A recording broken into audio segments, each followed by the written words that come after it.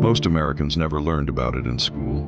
No textbooks, no classroom lessons, no national memorials. But in 1921, one of the deadliest acts of racial violence in American history happened in Tulsa, Oklahoma, and it was almost completely erased from our national memory. This is the story of the Tulsa Race Massacre.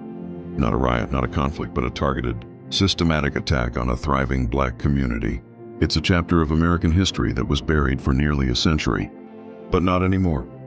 In the early 20th century, Greenwood, a neighborhood in Tulsa, was known across the country as Black Wall Street. It was one of the most successful black communities in the United States.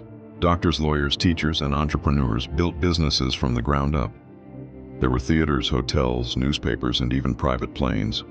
In a time of segregation and deep, systemic racism, Greenwood was proof of what black excellence could look like when given the opportunity to grow. But not everyone saw it that way. Greenwood's success created tension with the white residents of Tulsa, especially in a city already steeped in Jim Crow laws and white supremacy. All it took was a single accusation to ignite the spark. On May 30th, 1921, a young black man named Dick Rowland was accused of assaulting a white woman, Sarah Page, in an elevator downtown. The details were unclear. Even the police weren't sure what had actually happened. But that didn't matter. Rumors spread. A white mob gathered outside the courthouse demanding Rowland be handed over. Black residents fearing a lynching arrived to defend him. A confrontation followed.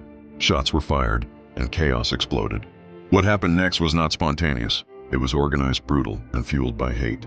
Over the next 24 hours, white mobs, some deputized and armed by local authorities, stormed into Greenwood. They looted homes and businesses. They set entire blocks on fire. Eyewitnesses reported low-flying airplanes dropping incendiaries, making Tulsa the first U.S. city bombed from the air. By the time it ended, 35 square blocks of Greenwood had been reduced to ashes. Thousands were left homeless. Black residents were rounded up and forced into detention camps. And the official death toll, which claimed around 36 people were killed, has long been disputed. Today, historians believe the real number was well over 100, possibly more than 300.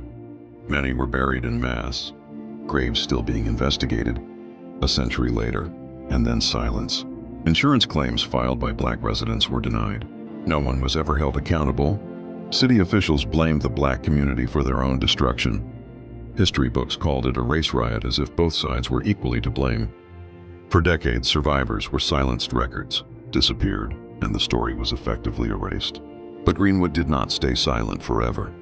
In the last 20 years, thanks to survivors, scholars, and journalists, the truth has begun to emerge. In 2020, mass grave sites were discovered. In 2021, the last living survivors testified before Congress at over 100 years old. The truth is no longer hidden, but it's still undertaught. The Tulsa Race Massacre is not just a tragedy of the past. It's a reflection of the systemic racism that has shaped the United States, from slavery to segregation, redlining to mass incarceration. It's a reminder of how easily power can be used to silence truth. And it's a call to remember. We can't undo what happened in 1921, but we can refuse to let it stay buried. If history was written to make us forget, it's time we rewrite it to remember.